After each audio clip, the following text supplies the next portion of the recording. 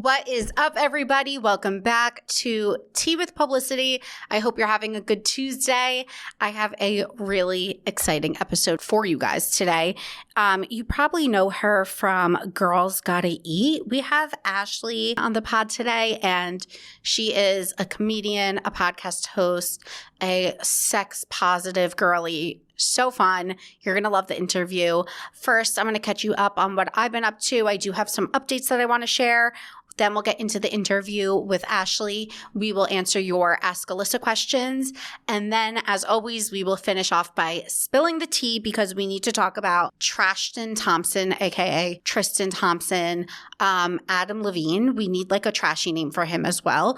Although maybe he's not as bad as we think. You'll see why I say that when we get to that segment. And is Taylor Swift performing at the Super Bowl halftime? We will get into that too. But before I get into this week's episode, I do want to let you know that Macy's is running a huge sale right now. So the Macy's VIP sale has arrived, and it's just in time for you to get everything you need to bring your style A game this fall.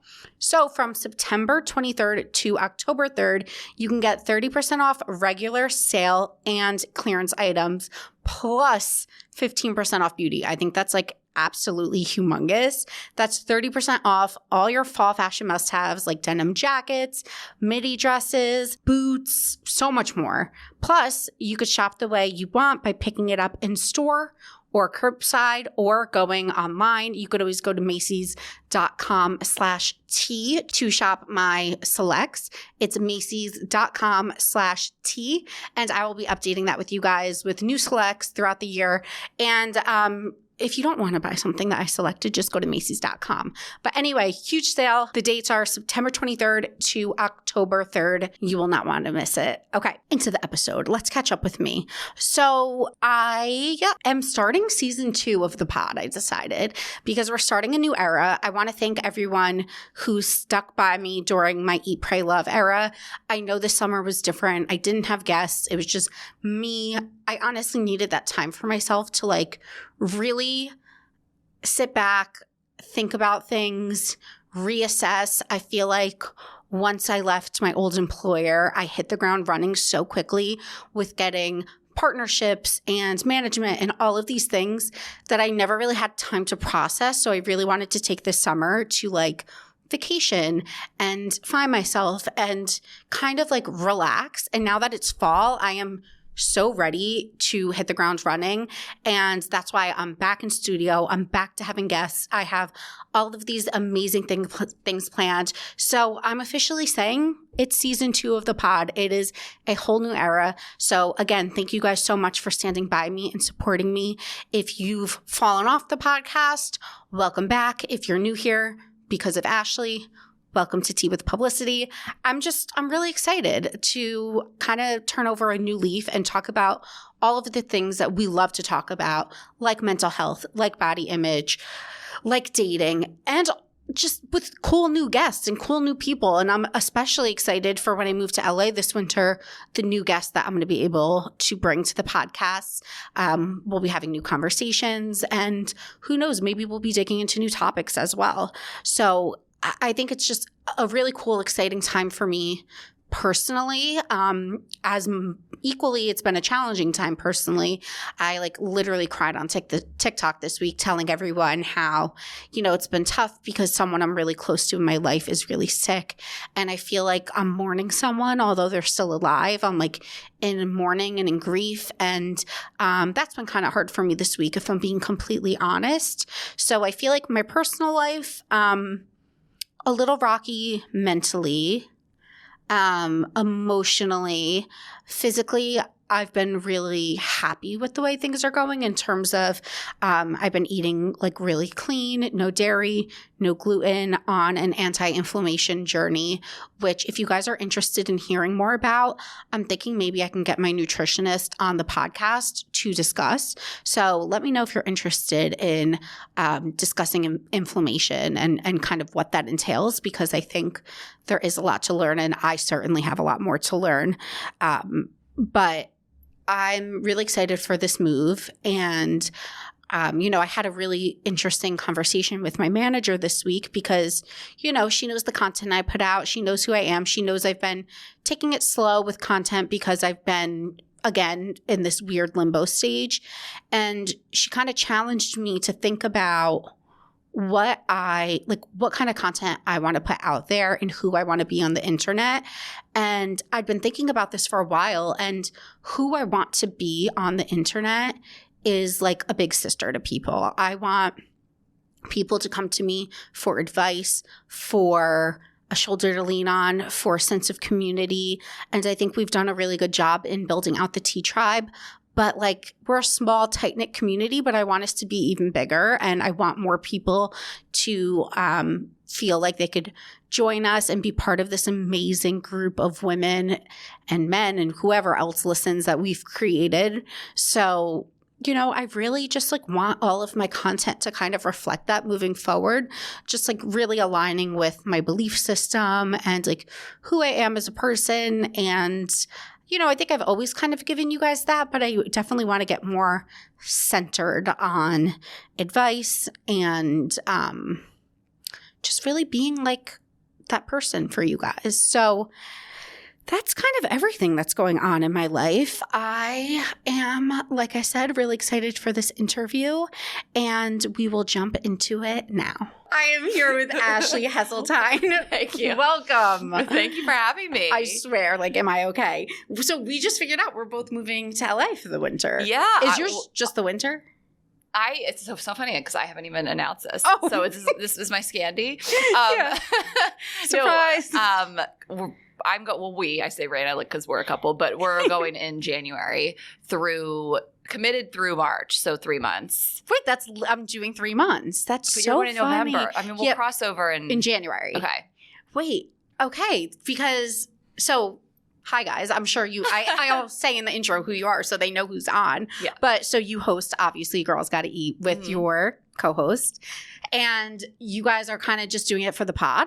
What? Because that's kind of why I'm doing it. Yeah, I mean, we love it out there. I loved it and wanted to be there more before Raina, and I kind of slowly got her on board. I didn't want to just bail, on us and leave New York and everything, but we just both last winter in New York were we're not doing another winter here.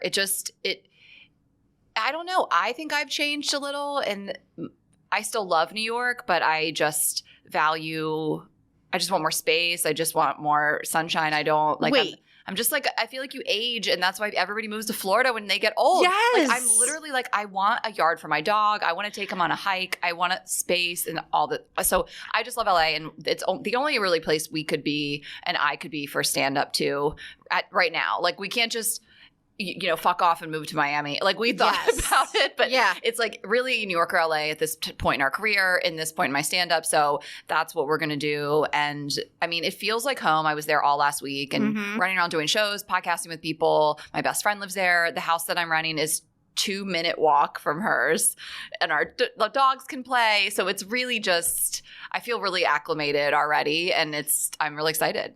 Wait, you sound like me. It's the exact same reason of why I'm going. I say every year, I can't do another winter here. I can't do another winter here. I do another winter here. Yes, exactly. And finally this year, I'm so frustrated about the real estate market and how insane things are that I was screw this. I'm getting out of here. So I'm literally packing up my stuff, putting it in storage for 3 months. Me too. Maybe I stay in LA longer. Maybe I don't. Maybe I come back here. Totally. I don't know. And I'm single and I'm 31 and I'm what am I doing? I need to switch things up in my life a little bit. I totally agree. And I honestly, Raina is keeping her apartment here. She's such a great deal and such a great apartment. I would have moved anyway. So I'm just kind of done with That's how I felt. The East Village. I mean, my heart will always be in the East Village, but I just want to move.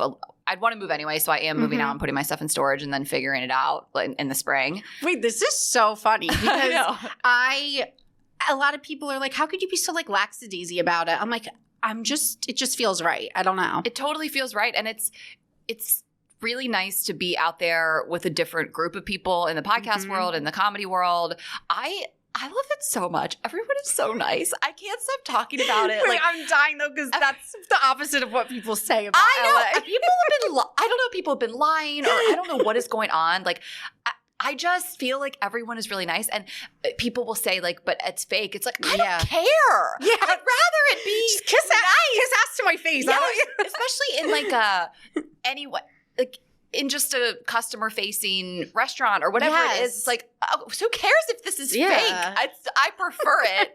People be nice and they're accommodating, and everyone in the stand up is so nice to me, and I love the clubs there. And I mean, I will always love New York, and this isn't like a shitting on New York thing, but like I'm just excited to do it. I literally cannot feel I feel so similarly. And even like for me, I don't have the whole stand-up thing, but I do have like TikTok, and that's like totally. I have like my TikTok friends out there and people that I've met. And this is the thing.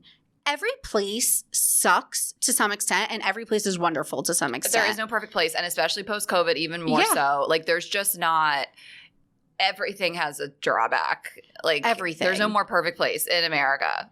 No, it's like that's why I think I'm at this weird stage where I'm like, okay, I'm single. I'm going to do it now.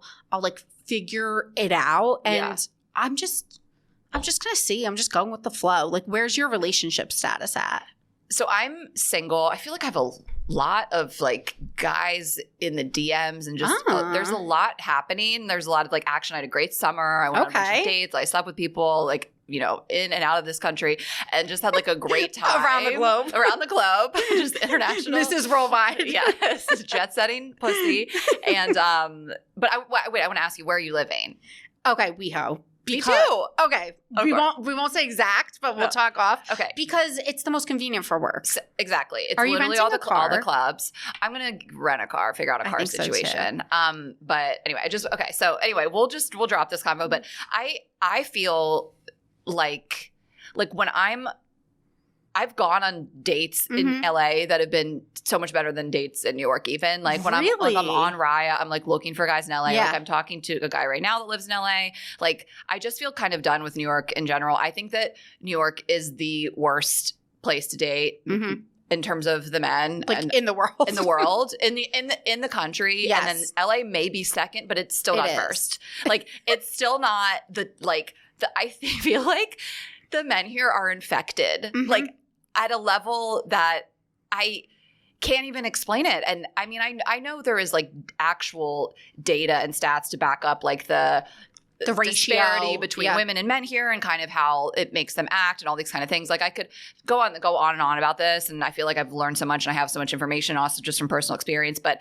it's brutal, and like every guy I date just doesn't live here. You know, it's been a minute. I feel like I'm in a New York I was actually saying to my therapist yesterday, I was like, I put myself on hold, which like isn't good. Like you shouldn't have to like wait. I'm like, I'll date when I move. I'll do this when I move. Right. Which isn't like a great way to be. So we're reframing. I'm going to make this next month and a half count.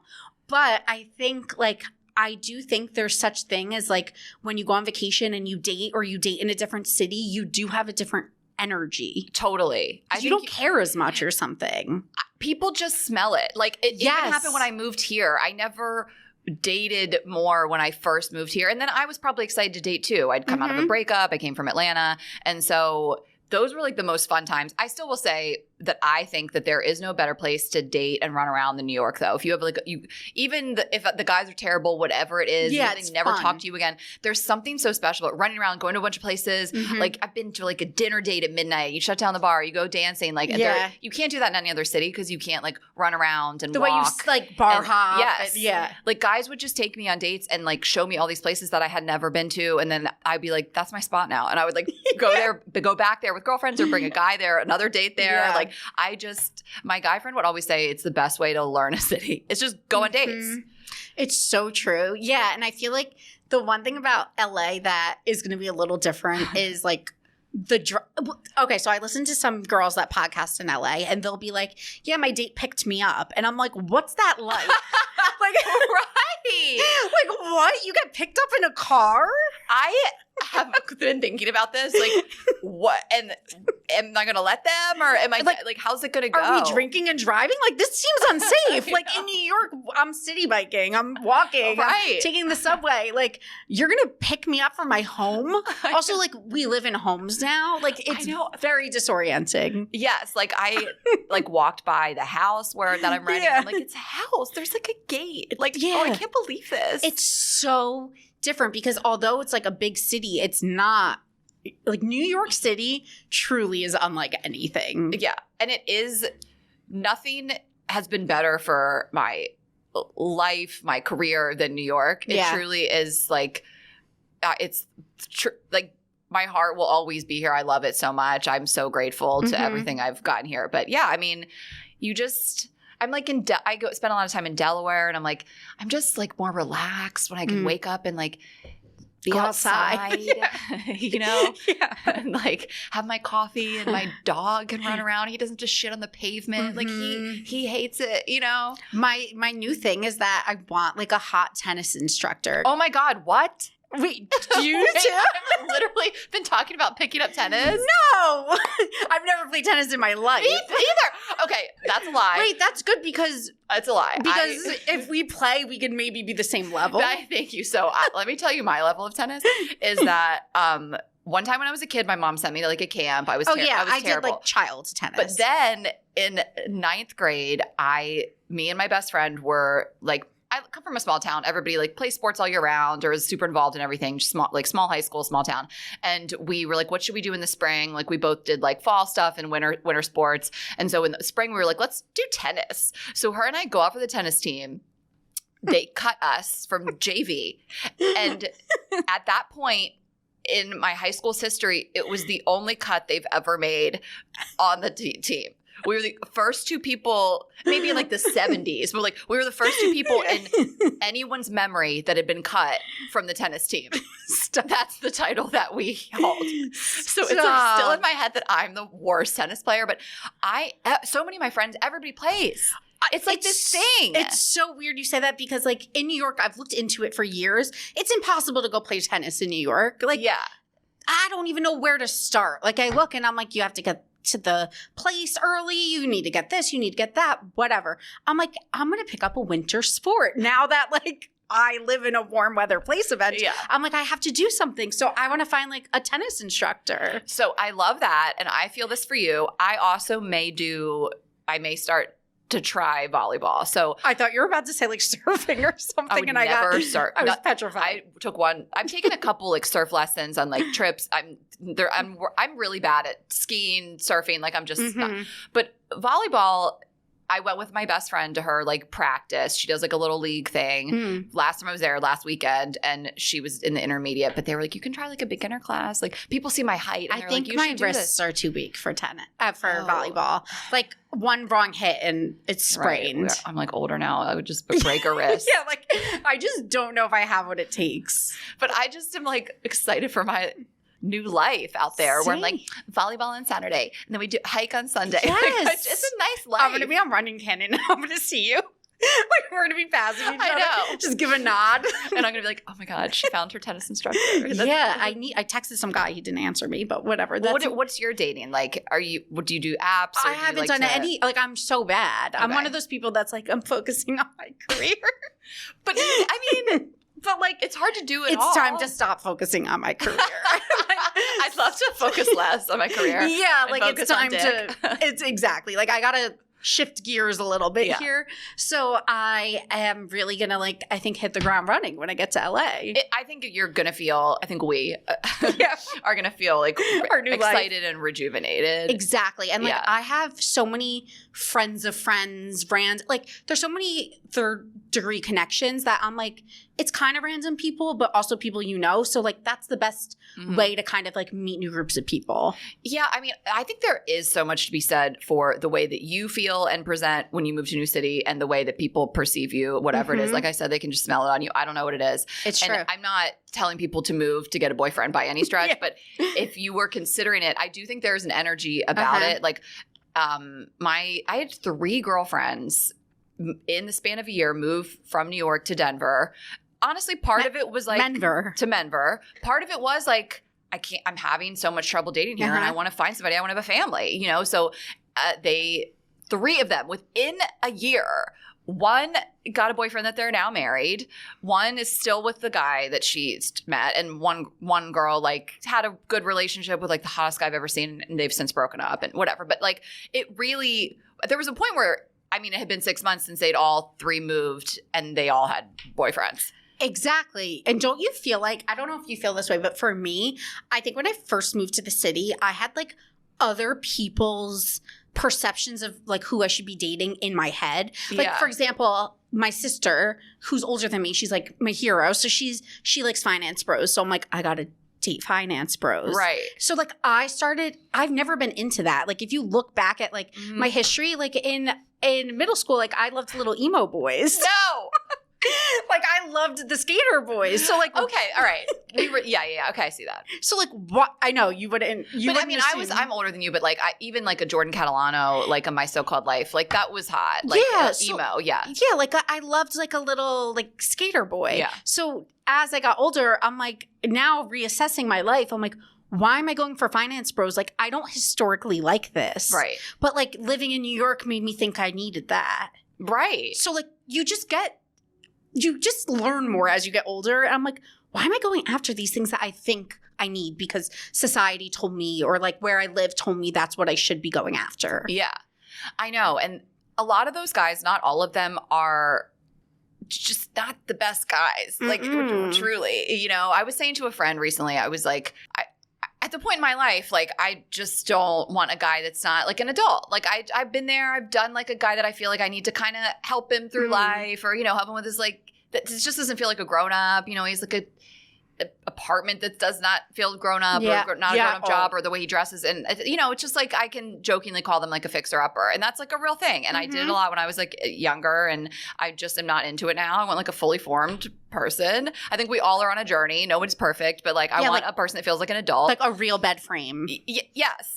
And like a job and, you know, so, and I was telling a friend like about like, I just don't want like a fixer upper. And she was like, for sure. But you also have to think of like who someone is. Like so many of these guys that may be like the finance bro type, they're the actual fixer uppers because they're the ones that like haven't been to therapy or aren't in touch with their emotions or they're just like, you know, just the worst. And I was like, that's such an interesting way to frame they're just it. like working robots who like just get girls. And then like, whereas like the other guys are out here actually living life and like learning things. Right. Like they may be more in touch with like reality, their emotions, all the things. Like you still meet guys that you're like, oh my God, like you're so far beneath where how I've evolved in my life. Yes. So what is your thing with like dating older? Oh my God, I'm trying. So I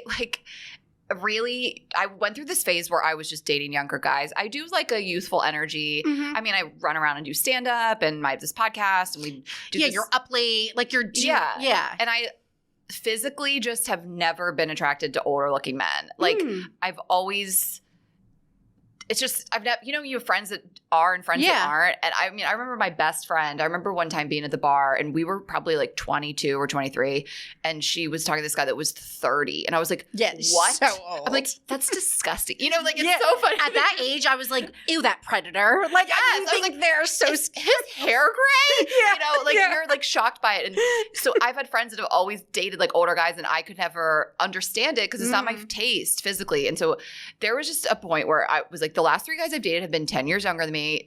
Like, this is crazy. These aren't going to work, but I'm having fun. Yeah. So I did just try to up the age limit. And now, I mean, I'm down for it. I would love a guy that like feels more mature and can teach me some things and that I look up to but in some way. But do you feel like it's more of a red flag? And I don't know the answer to this. Like, do you feel like it's more of a red flag to date an older guy that has never been in like a committed relationship versus a younger guy who hasn't? In New York, yeah. We joke that a man that is like 35 plus and is so single, has never really had a real relationship, like is feral. He's just been single too long. And it doesn't really apply to women in the same way. Just because of the disparity between men and women in this city and other cities that are comparable. We had a great guest on our podcast named John Berger. He's written 2 books. The first one's called Datanomics. I can't recommend it enough. In like the different cities around the world and like the statistics on like men and women. But yeah, I do. So I mean, I do see myself with a potentially like a divorced man.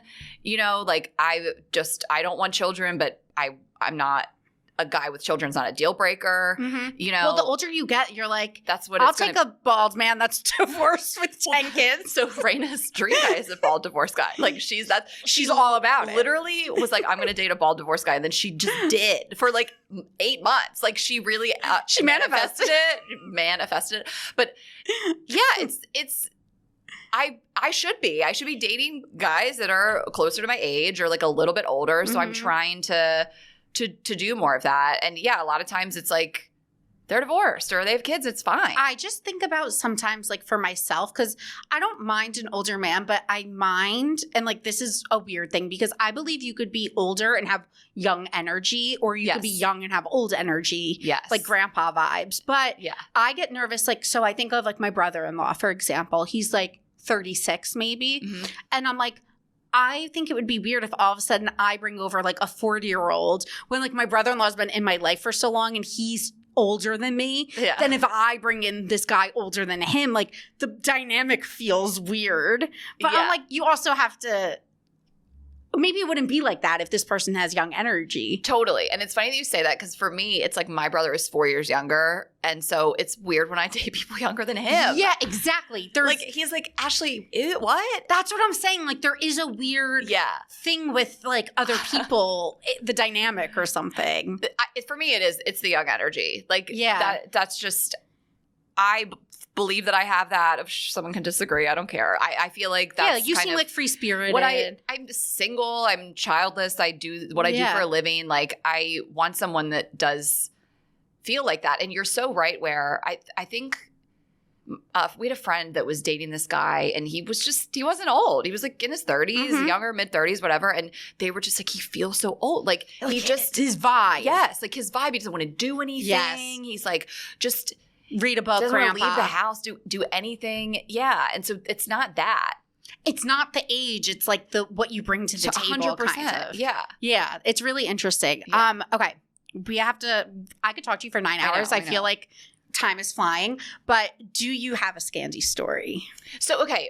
You get anonymous stories from people, but if it's me, it's not anonymous. So not anonymous. Or do you want me to tell you something about someone else? No, I want you to share a story about yours, a time where you were scandalous.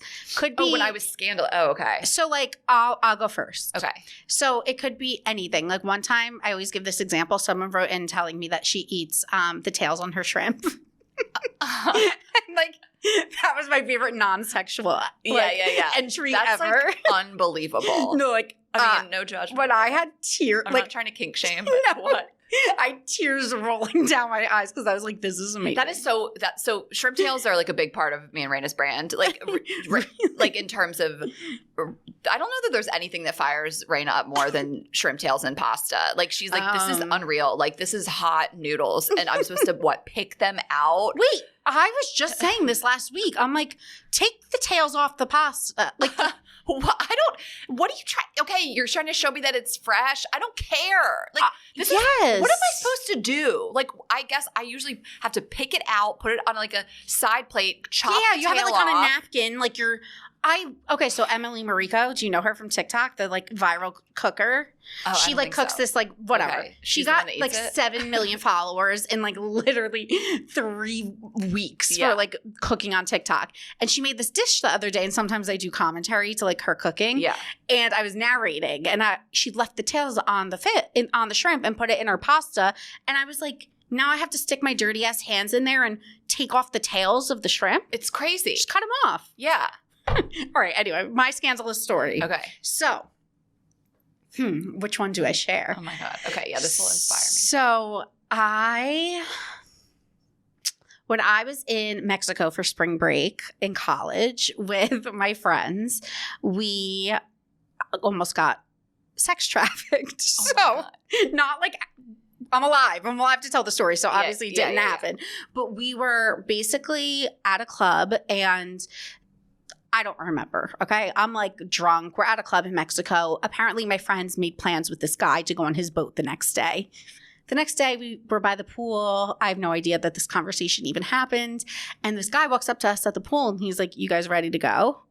And I'm like, "Go where?" Yeah. And he's like, "On the boat." And I'm like, the boat?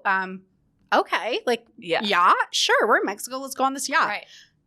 we're idiots because this is before you had like international phone plans. Like your phone only worked on Wi-Fi. I don't even know if that was the thing. Yeah. So we, no communication, get in this man's like stretch Hummer, drive through Mexico, go to this house. The house is like, it's like this scary house with like a fence and like pit bulls. He's like, all right, go out to the back dock of the house. The boat's there. And he told us all of these famous DJs who are in town for spring break will be on the boat. So it's us, and he picks up 2 other like hot little girls in like thong bikinis. And we walk out, we go out to the back of the house. Thank God there was a boat waiting there. We were like, whew. We decide, like, we look at my friend. No, they're offering us drinks, and we're all starting to feel weird at this point. Like, what are we doing? Like, why are we with this man and like in this backyard? Yeah. So my friend Jenna is like, I'll be the guinea pig. Like, I'll drink. You guys don't drink yet, and if I seem drugged, get me out of here. Yeah. So Jenna's the guinea pig. She's drinking. She's fine. We're like, where are the DJs? So the boat takes off, and it's stressing me. No, it's so stressful. The boat takes off, and we're like, we're all looking at each other like, if we had to jump off, like, could we swim to land? Like, what could we do? It was all okay. We picked up the DJs like an hour into the freaking boat ride. Was it legit? It was legit. Oh my God. But keep in mind, like, picture how scary that it was. One of those moments where we were like, this is really dumb. Yeah. like, why did we? You just get so caught up in the moment. Totally. You're like, boat with DJs. And then all of a sudden you're at sea in Mexico, no DJs in sight. And you're like, what the fuck am I doing on this boat right now? Yeah. And then it dropped us off at a swingers hotel. And they were like, yeah, you can get a cab home from here. We didn't know it was a swingers hotel. And there was all these people coming up to us being like, you want to join us? Like, you want to come to our hotel? And we're all like, where are we? And like, what was today? Like, wildest time in my life. This isn't my story, but it's brief. I was with a girlfriend. This was in college too. We were in Fort Lauderdale. We were walking around. We didn't really have a plan. Like we were always just, the plan was to like get drunk and party. But she was sort of going down to visit this guy. But anyway, we were walking along like, I don't know, some harbor. And these guys on this huge boat were like, ladies, come up on the boat. And we were like, okay. So we went up on the boat, and it just started to feel very weird. It started to feel like everyone was on drugs, and it was like just some like half naked women, and the guys were really shady. And then they offered to make us drinks, and then they went downstairs to make them. And I was like, okay, I just don't think that, I think we should go. And like, I'm just so glad that they easily let us get off the boat, you know? Like, it's one of those things that feels so good in the moment, because you're like, yeah, boat. And then you get on the boat and you're like, why am I on this fucking boat right now? Yeah. Like, get me off of this boat. Thank God you got off. Yeah. Okay, so I do think Sandy story. This is the story that I love. So this is I don't know. I lived in Atlanta still. This was maybe like 7-ish years ago. And I met this guy in Tinder. He was like coming out of town for like a wedding or whatever. And he looked really cute. And so we matched on Tinder. I forget where he was in town from. And he was like, I basically was like, come meet me tonight at this bar. And it's called the Claremont Lounge. So what the Claremont Lounge is in Atlanta is a strip club, but all the strippers are like 70 plus. So it's this like iconic place. It's like, there's just like senior women just titties out. Like, wow. It's Saggy Maggie. Yeah. And if you don't know it, when you walk in, it's shocking. It's like a landmark. It's also such a fun spot to like go and dance. You can get like a lap dance, whatever. There's a stripper there named Blondie. She's an icon. She will crush a PBR can between her tits and like sign it and give it to you in like a little plastic bag. Like, it's unreal. So I love to take people there when they don't know what they're walking into, and they just look over, and like the main bar, like the main stage, there's just like this old woman naked. Like, it's like my dream. So I tell them, like, come meet me at the Claremont Lounge, and power move. Like, he's out of town. So I'm like, I just like to do stuff for me. It's funny for me. He's going to think I'm cool. If he doesn't, then he sucks. You know? So while we're in the line, I've had a friend come meet me. I was like, let's go out tonight. This guy's going to meet me out from Tinder. And as we're in line, I meet this other guy in line, and he's like so tall, and we're hitting it off. And I don't know why there was a line that night, but we're in line for probably 10 minutes. So he and I are just like hitting it off. And I'm like, I like this guy so much. Like, he's so cute. Like, we're having so much fun. So we go in, he and I still continue to talk. We are like vibing. We have drinks. And I'm just like praying the other guy doesn't show up. You know, like, I'm just like, hope he doesn't show up, because I'm like very much hitting it off with this guy. And I go to the bathroom. As I come back out of the bathroom, trying to go find my man that I met in line, I see the date is there to meet me. So I'm like, okay, well, I'm just going to be at like a nice person. Yeah. So I'm not really feeling him. My mind is already on the other guy. So I was just like, this is starting to feel weird for me. I want to get out of here. So he was like, he took in the scene. He was cool about it. I was like, let's go to a bar across the street. But I got to go say bye to my friend first. So like I go over, I find the guy that I met in line. He was super tall. He was like 6'4", 6'5". And I was like, here's my number. I'm on a date, but like, I'm just really into you. And I like put my number in his phone like really, really quick. And I'm like, just like hit me up later. I got to go on this date. So I leave. We go to I'm busy. We go to the bar across the street. And we're sitting there and I'm just like, that he's texting me, of course. Like now he's super turned on. He's like, what the fuck? So he's texting me. I'm sitting there with this guy. He's like very much getting into me to the point where he invited me to the wedding the next day. No. Like he was like, I'd love for you to come. And I was like, I'll let you know. Meanwhile, I'm just like trying to text. And so finally he just wanted to hang with me forever. He liked me. And so he finally left. It's like 2 a.m. I'm sitting there at the bar. It's about to be last call or whatever time it was. And he leaves finally. He was like, can I ride with you home? Do you need a ride home? And I'm like, I'm good. I got, whatever. I'm staying out. Stay out. And I say to the bartender, like, hey, this is going to be kind of weird, but I'm going to have actually this other guy come through. And he's like, you do you, girl. So the other guy comes over. We hang at the bar for 5 minutes. We were like all over each other. Yes. Can't wait to get home. And we go home and just get it on. That was the first guy to ever eat my ass. No. Like the guy from the guy from the line. And it was just like this insane hookup experience. We hung out all the next day. I was very much like, no one had eaten my asshole before. Like it was a crazy thing. I was like telling friends the next day, like, have you guys had this happen? Like it was wild. Wait, my craziest sexual experience was in Atlanta after going to a strip club. It gets you going. Yes, I swear to God. My first ever strip club in Atlanta. Do you know which one? No, but there's the Cheetah, there's Magic City, there's the Pony. On a business trip. Okay. Might have been the Cheetah. With the NFL. Yeah, that was it was insane. It was the Cheetah or the Pony. I just know it was. Or Magic City. I mean, it's the best strip club city in America. All I know is they get fully nude. Yeah. I was like, whoa. Like this is a lot of ass clapping. So when it's like it's there. When they're geriatric, it's even more thrilling. But yeah, we hooked up a couple times, and then he just was like very much a booty call. He was younger. I think he was actually in law school at Emory maybe. But I remember one time I was like, it was Valentine's Day, and I booty called him, and he came over.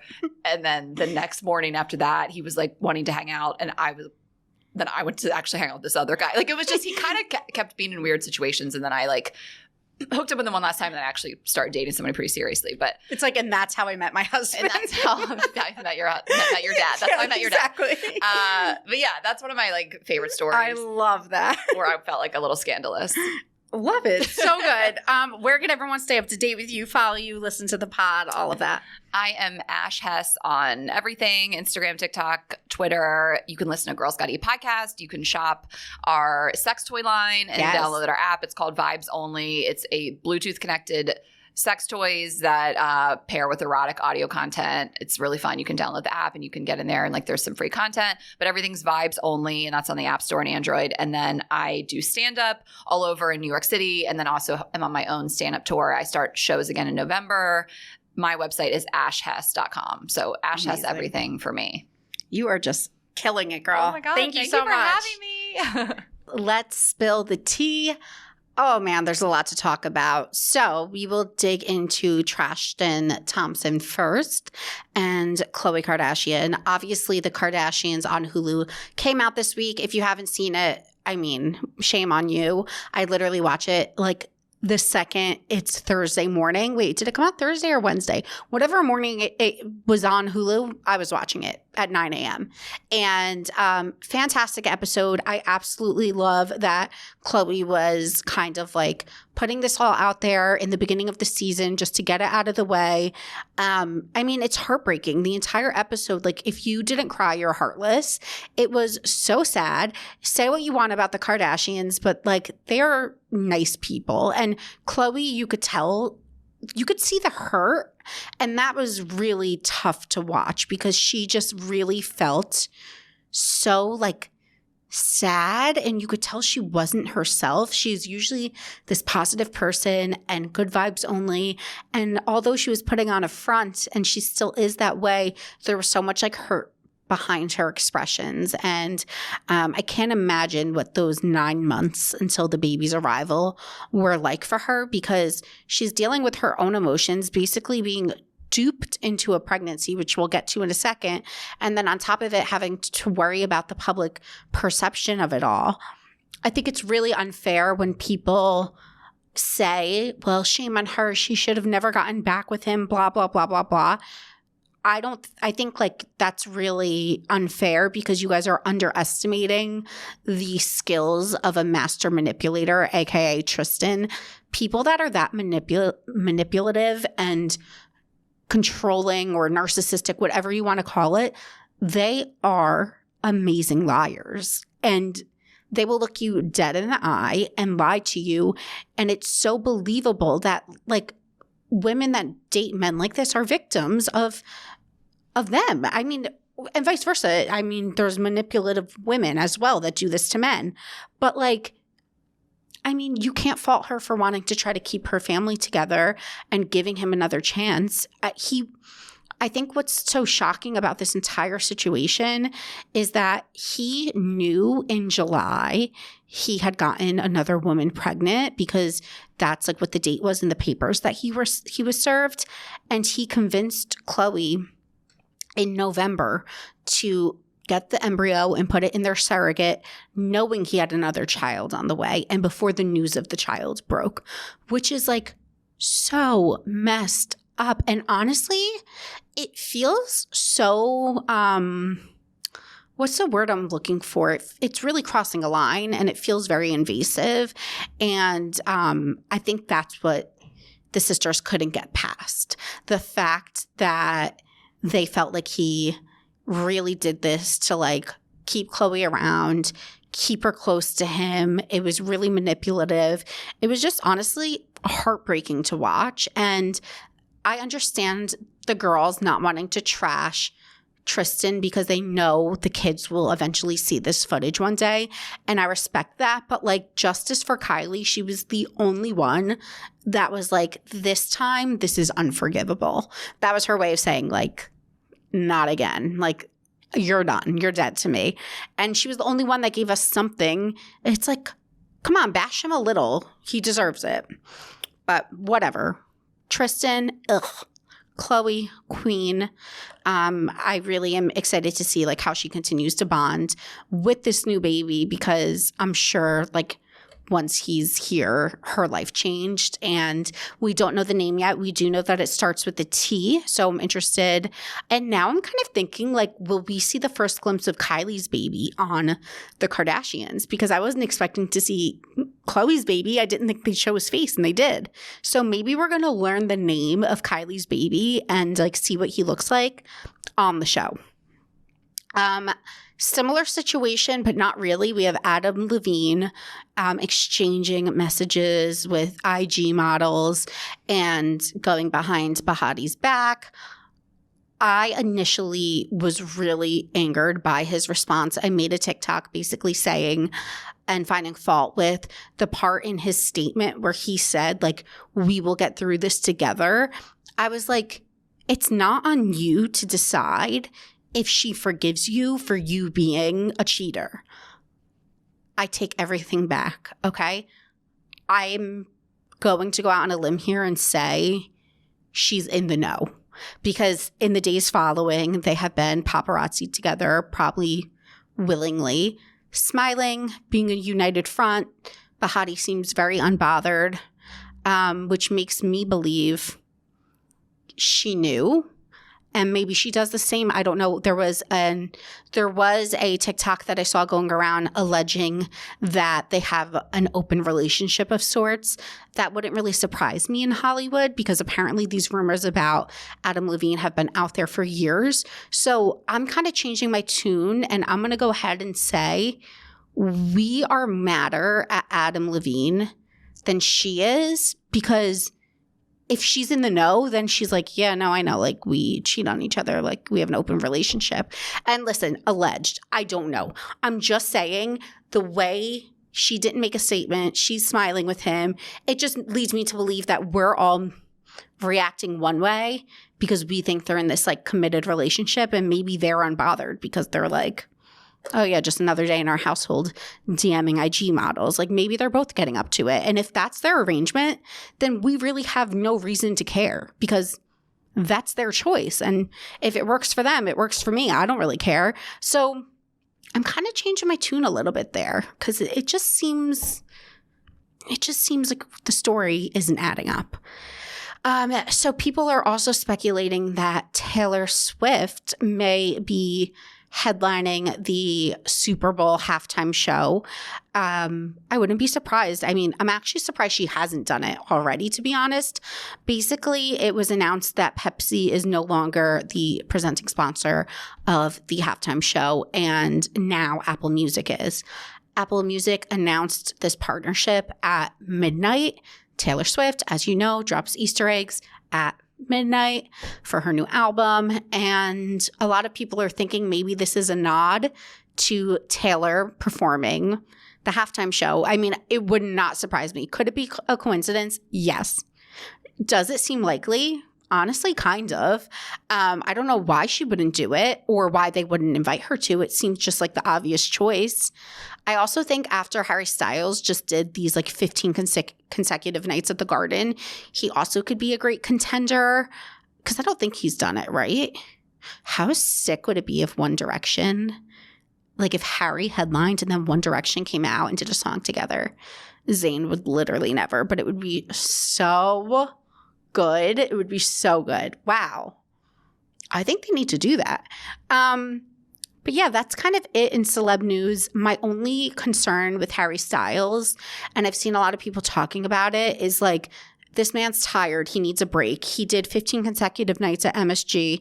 Between that, he's flying off to the Venice Film Festival. He's walking in New York at the Don't Worry Darling premiere red carpet. It's like, go to sleep. I don't know how he's carrying on because I did a live show in New York for 200 people and I didn't sleep for 48 hours after because your adrenaline from the crowd is so insane, and that was 200 people. He's performing in front of 20,000. Like, when is he sleeping? And like, you really don't understand it until you experience it, because I've heard other performers say this too, and it's like when you come off stage, it feels like you took drugs because the adrenaline is so high. So you like physically can't sleep even if you're trying to. So I'm like, no wonder he's giving the weirdest answers on the red carpet saying like, the movie is kind of like a movie. Yeah, because he doesn't know left from right, up from down. This man is so tired. And like, I think fans, everyone's getting kind of nervous for his mental health because he's still on tour. And we're just like, as Bethany Frankel would say, go to sleep. Like, go to sleep. So I don't know. We'll see. Wish Harry well. He's hot as hell. I love watching the videos of him. I was invited to the Harry concert with It Cosmetics, and I was in Aruba, so I couldn't go, which was like so sad because it's the one concert that I really would have loved to go see. But that's it in celeb news for this week. I will see you guys next Tuesday. Thank you so much for listening. Don't forget to rate, review, subscribe, join my Facebook group, check me out on Instagram, on TikTok, all the things, and I will be back next week.